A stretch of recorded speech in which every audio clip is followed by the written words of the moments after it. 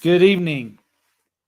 Welcome to the Living in Utah live question and answer session here on Thursday evening.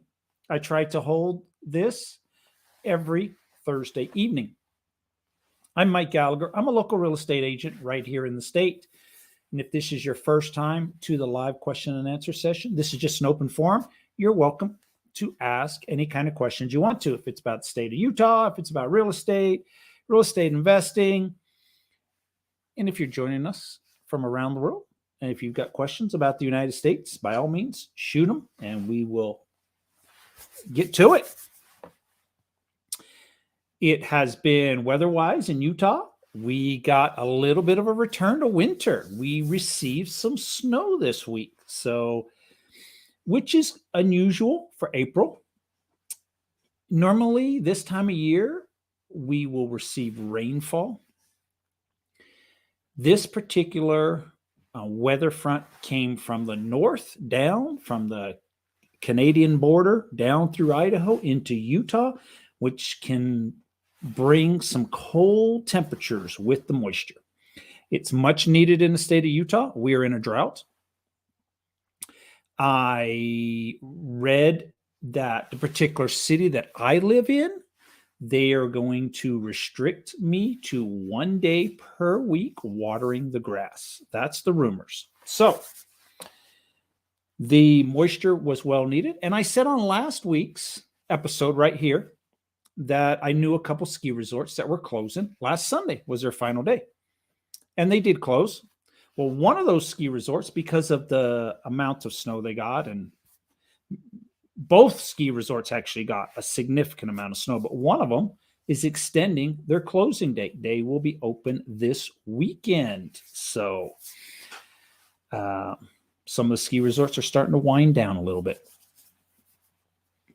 So that's what's happening in the state of Utah weather-wise. So it was a very cool day today. We are supposed to warm up a little bit, though. Found a couple interesting articles when we talk about some of that. We've got people in northern Utah that are removing some of their grass and putting in desert landscaping, a push for that. I have a neighbor straight across the street that did that. His backyard is probably 80% desert landscaping, and the front yard is probably like 50%. Removed a significant amount of grass and sprinklers that go with that. But with the water restrictions and the outlook not looking that great, there are people that are going towards a desert landscape. So, and the governor is a big fan of it. So we'll probably see more of that. And I think some new home builds, we'll probably start seeing that also. We may go towards a desert landscape. So it's not only the United States that currently is having a supply and demand issue when it comes to housing. The neighbors to the north, not Idaho, Canada, they also have a red hot housing market. And the prime minister there has put forward legislation that it's going to be a 2-year ban on foreign home buyers. So if you are a foreign investor,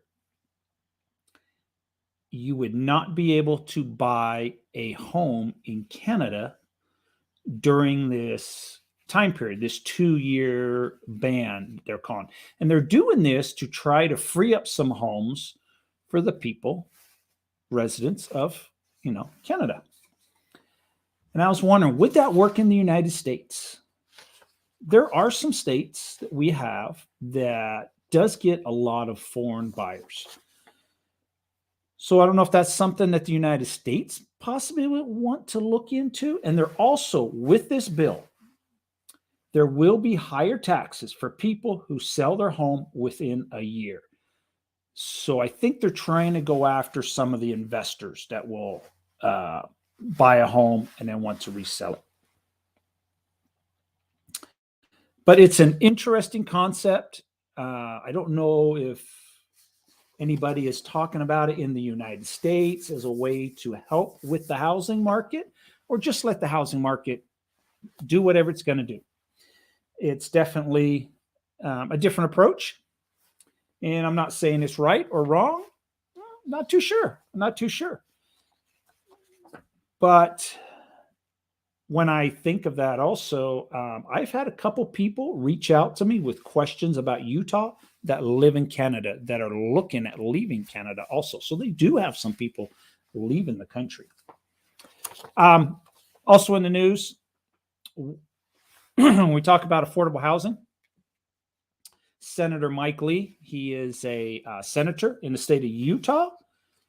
He is putting forward a bill to buy federal land. It would allow a state or local government to buy parcels of federal land at a reduced price to address the housing supply and affordability in these areas. And the property that is purchased, it would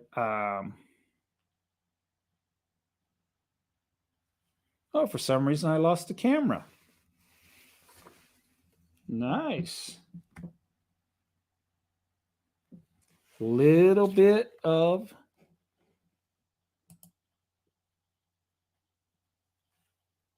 there we go. Camera is back on. I lost the camera for a moment. That's the first time that's ever happened. So the idea is that the state would be able to buy this land and turn it into affordable housing. Don't know if it's a good idea, bad idea. How will it go? But Senator Mike Lee is proposing this particular legislation, and we'll see how it goes. Supply is not meeting housing demand in Utah. So that was his statement. It's very similar. We're not the only state with this issue. Most states right now have a supply and demand problem. And a lot of it, I think, basically has gone back to the fact that, number one, we didn't build enough houses over the last 12 years. And number two, historically low interest rates. So we had rates at one time at 2.5, 2.75, 3%. Now we're about 5%. So a lot of people got into the market or wanted to get into the market. So that has been a major factor.